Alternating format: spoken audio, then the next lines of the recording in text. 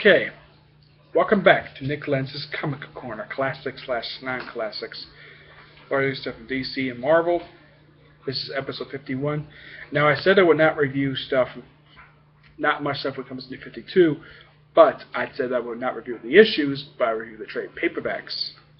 This one is a New 52 trade paperback, it's the first one I've gotten here, and it's Swamp Thing Volume 1, Rise Them Bones, written by Scott Snyder. This is the first of three story arcs that Scott Snyder writes for this thing. Yeah. Pretty much what happened at the end of, basically, despite the fact DC relaunched, Swamp Thing's history was barely altered. I mean, pretty much, a lot of his stuff's pretty much still canon. That's simply the way it is when it comes to Swamp Thing. I mean, Alan Moore's stuff is still pretty much canon. Alan Collins is definitely Swamp Thing in here, and plus, the original Swamp Thing is mentioned, the one Alan Moore created. That's mentioned in here. But basically, he meets Abigail Arcane. Abigail Arcane's history is not really much altered very much, except there's no mention of Enemy Ace, who is related to her by basically being sort of a second cousin to her. I don't want to reveal too much about this book either, like I did with the Guardians of the Galaxy. But, oh, and Superman does show up in this book for like one panel. He shows up at the first issue, but that's pretty much it. He's not like the way he is. Let's see, you also have Batman make a cameo. You have Aquaman. Because all this stuff basically, and here's Superman the way he looks in New 52. Yeah, this is the way he looks now. I'm not kidding. That's the way he looks. You know what's missing? Well, the S is still pretty much the same, but there's no red underwear on him. So people who are fans of the old Superman, they probably not like this one. This one's not as arrogant as he is in the other books, but he's actually quite nice. But this is the only issue here for this thing. But this book also collects the first 7 issues of the 5th volume, which is the current volume we published for DC Comics for Swamp Thing.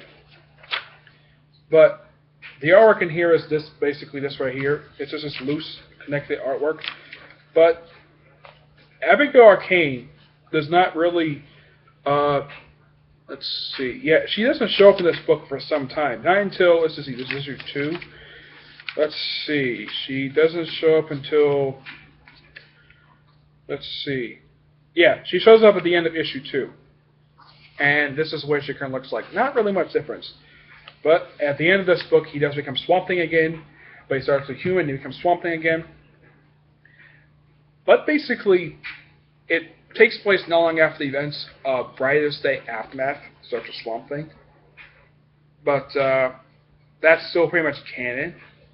So, before you read this particular book, you've got to read Brightest Day, The Search for Swamp Thing Aftermath miniseries, because that kind of sets this up, and I knew this series was coming.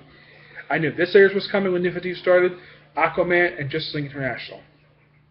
So of these 3 series, this one is still publishing. Aquaman is still publishing, but not under the original writer. And Justice League International has since been canceled. After there's 12 issues in an annual. But this particular thing so far has lasted for 29 issues, and it's had 2 annuals. Plus, it's had a really big crossover known as Rock World. That happens in book 3, and that's pretty much concluding Scott Snyder's run of this title. Though Scott Snyder is currently writing Batman and Superman Unchained. The Superman Unchained is going to end soon, but basically Scott Snyder is also going to write Batman Eternal. So basically he's writing 2 series, basically, but it starts next month. But this is really good if you want to get into Swamp Thing. Okay, I kind of like Swamp Thing. When I first read these issues, I'm like, I'm definitely into this. Okay, but all in all, it's a really good book. Overall, Swamp Thing series is published over 250. It's published almost 300 issues in nearly 30 years, despite the fact it's been relaunched a few times. Written by Alan Moore, Brian K. Vaughan, other titles.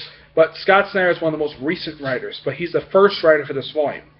But he left after issue 18 and handed off to the current writer, who's doing a pretty good job with it. But all in all, good book. I give it another 5 out of 5 for this book. Alright. That's it. Stay tuned for my next video. Okay. Bye.